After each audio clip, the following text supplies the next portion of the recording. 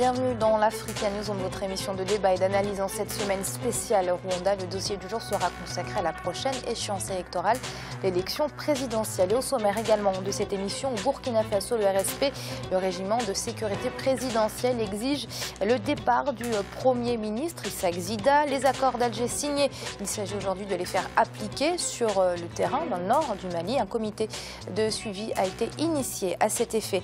Réunion de la communauté des États d'Afrique de l'Est sur la question du Burundi. Et puis nous verrons enfin que la Banque mondiale accorde à l'Angola 650 millions de dollars pour stabiliser son économie. Et ils sont avec nous autour de ce plateau pour en parler. Nos éditorialistes, Jemal Taleb. Jemal, bienvenue. Merci Amira, bonsoir et bonsoir à tout le monde. Et Gracia Roukindikiza. Gracia, merci d'être avec nous. Merci Amira, bonsoir à tous. Et tout de suite, c'est l'info du jour.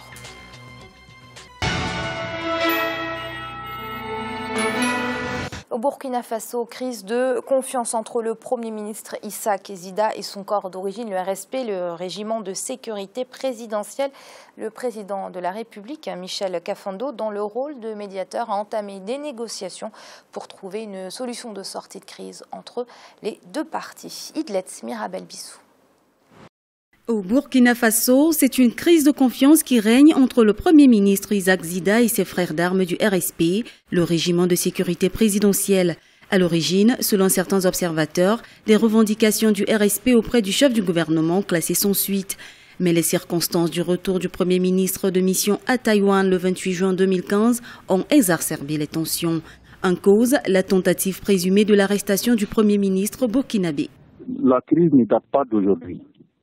Dès la nomination du Premier ministre Xida, quelques jours seulement après, quelques semaines après, notamment le 26 décembre, il y a eu une intervention de quelques éléments du RSP au Conseil des ministres qui a fait sortir le Premier ministre et puis avec des échanges assez vigoureux avec lui.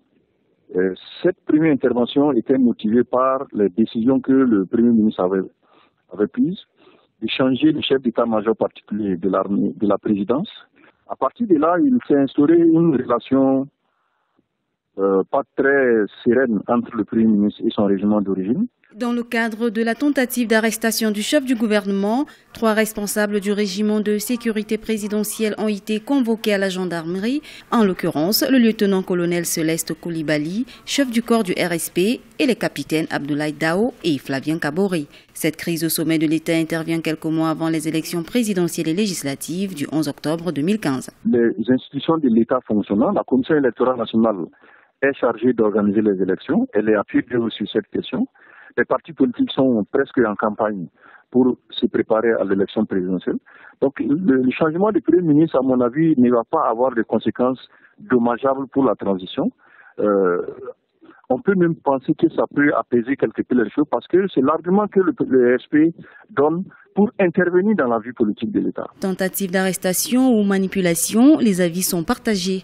Mais au sommet de l'État, les négociations entamées par le président Michel Kafando le 1er juillet 2015 sont en cours. Le président de la République a échangé avec les hauts cadres de l'armée burkinabé. La question de la dissolution du RSP est désormais posée. L'armée nationale demande la formation d'un gouvernement de civils. Les conclusions des négociations en diront certainement davantage les jours à venir.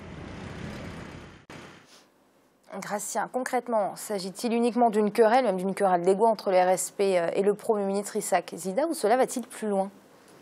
Ça va plus loin parce que finalement, on remarque qu'il y a une révolution. Le peuple burkinabé a fait sa révolution et la révolution est confisquée par l'armée. On entend, au lieu d'entendre parler des projets ou d'organisation de cette transition, on entend parler d'une querelle entre militaires et militaires. Alors qu'on doit savoir que quand il y a un changement de régime, surtout dans des régimes qui durent longtemps, il y a des régiments, des brigades de sécurité présidentielle qui se forment. Tout de suite, quand il y a un changement, le président s'en va, on doit changer ce régiment ou cette brigade. Sinon, on est dans des conflits, on rentre dans l'insécurité, même si c'est l'insécurité au niveau du président. L'armée, un régiment n'a pas le droit, n'a pas le devoir, ou n'a même pas la permission de s'immiscer dans la politique, de demander à ce que le Premier ministre soit limogé ou pas. Ce n'est pas leur problème. Leur problème, c'est de défendre la patrie, défendre le Burkina Faso. Quant aux affaires politiques, on les laisse aux politiciens, à moins que les militaires soient tentés par un coup d'État, en ce cas-là, ça serait aller à l'encontre des intérêts du peuple burkinabé. Alors, j'ai mal parce que, rappelons-le, selon le gouvernement, un complot contre Isaac Zida a été fomenté justement par les membres de la garde présidentielle. On peut clairement dire que ça va loin. Oui, ça va loin et la crise couvre depuis déjà quelques mois. On se rappelle qu'il y a quelques semaines, les membres du RSP avaient déjà soupçonné le Premier ministre Zida de vouloir les dissoudre. Ce qui se trame en filigrane, dont je n'ai bien entendu pas le secret, mais ce qui se tramerait donc en filigrane serait une lutte très forte entre les membres historiques du RSP. On se dit un peu les choses. Le RSP, c'était la garde présidentielle du président Compaoré. Le président Compaoré est parti, le pouvoir non pas a été confisqué par elle, le Gratien est un peu sévère. Il y a eu une entente, il y a eu un débat burkinabé, et le débat burkinabé est tombé sur un rapport de force entre donc le RSP, qui est un élément important de l'appareil et de l'outil de l'État burkinabé, on ne peut pas dire le contraire, l'outil militaire est un outil important, et on ne peut pas considérer qu'il doit disparaître du jour au lendemain. En tout cas, les Burkinabés, eux, ne l'ont pas dit. Et puis, les forces politiques démocratiques et la société civile. Donc, cette négociation tripartite a donné lieu donc au régime que nous avons aujourd'hui. Un président ici de la société civile, des classes politiques qui préparent l'avenir, et le Premier ministre Zida, ici des RSP.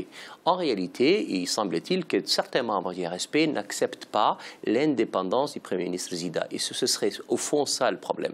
L'indépendance supposée du président Zida serait par rapport à l'ancien commandant du RSP, Gilbert Diendéré, elle serait aussi par rapport à l'ancien président Blaise Compaoré. Et en fait, certains membres de la classe politique soupçonnent aussi le président Zida d'être entre les mains du candidat putatif à l'élection présidentielle, ou plus que putatif d'ailleurs, Kaboré. Et donc nous avons là une situation politique explosive qui peut être dangereuse.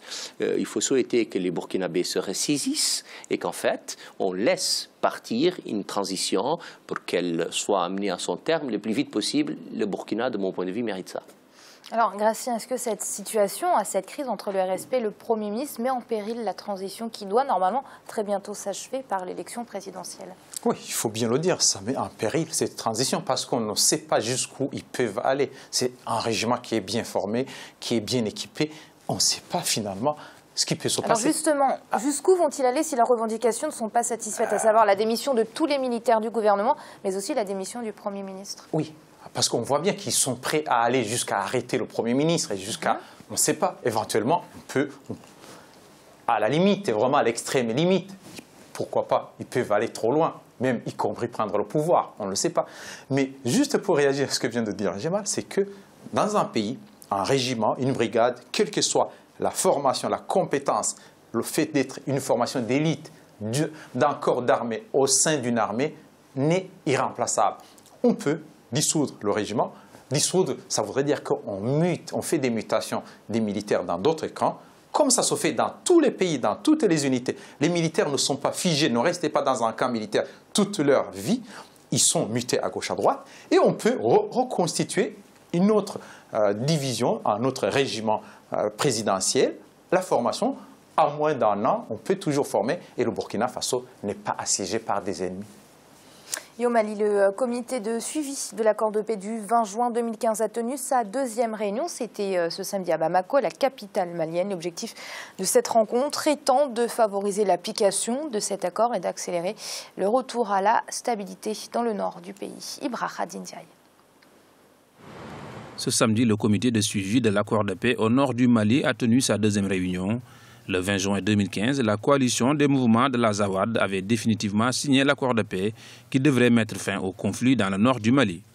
Un texte qui a été préalablement validé à Alger le 15 mai 2015 par le gouvernement malien et la médiation internationale en l'absence des groupes rebelles. Pour Arona Touré, porte-parole des groupes armés de la plateforme d'Alger, l'application des accords est en bonne voie. En toute fraternité, nous avons discuté et nous avons convenu de mettre en place des mesures de sécurité et en même temps faire face à l'urgence humanitaire qui sévit en ce moment au nord du Mali. Toutefois, après la signature de plusieurs accords non respectés dans le passé par les mouvements rebelles, la rue malienne espère que l'accord du 20 janvier ne sera pas caduc et permettra de tourner une nouvelle page dans l'histoire du Mali. Les Maliens restent prudents et souhaitent l'application effective des textes de cet accord. Par rapport à la plateforme en général, aujourd'hui, la préoccupation est qu'après la signature des accords, il faut l'application de cet accord sur le terrain. On attend plus par rapport aux mesures sécuritaires, le cantonnement et le désarmement des forces qui ont signé cet accord-là, beaucoup plus là, qui puissent aider à aller dans le cadre de l'apaisement et de la sécurité et enfin lutter efficacement contre ceux qui font l'objet de banditisme ou de terreur qui terrorisent les populations. C'est beaucoup plus ça. Une chose est de dire qu'on va appliquer sur le terrain, une autre est de passer à l'action effectivement sur le terrain. Le comité de suivi devra publier d'ici quelques semaines le règlement intérieur ainsi que le calendrier de la mise en œuvre de l'accord de paix. Rappelons que ce comité est composé des membres du gouvernement malien, d'anciens rebelles et plusieurs médiateurs, notamment algériens. On note également la présence des représentants des 5 pays membres du Conseil de sécurité de l'Organisation des Nations Unies. Gémal, cet accord de paix signé par toutes les parties prenantes au conflit a suscité beaucoup d'espoir. Pourtant, il faut le rappeler, ce n'est que le début. Il faut maintenant que cet accord soit appliqué sur le terrain et ça a l'air d'être un défi de taille. Et surtout que ce n'est pas la première fois qu'on paraffe un accord. Les crises maliennes, malheureusement, ont lieu toutes les 2 décennies.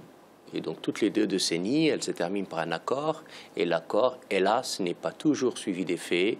Et il donne lieu, plus tard, à une guerre civile, encore une fois. Il faut souhaiter que cette fois-ci, ce soit la dernière. Nous sommes évidemment dans un schéma, dans un environnement différent.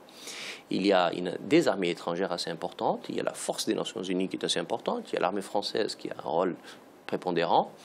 Et puis, il y a une guerre civile importante, dangereuse, en Libye, qui a des répercussions sur la sécurité assez élevées, notamment dans la région d'Israël de façon générale, mais le Mali en particulier.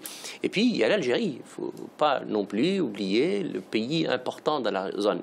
Et donc, je pense que sans une pression très forte du gouvernement algérien, on ne serait pas parvenu à un accord comme on l'a aujourd'hui.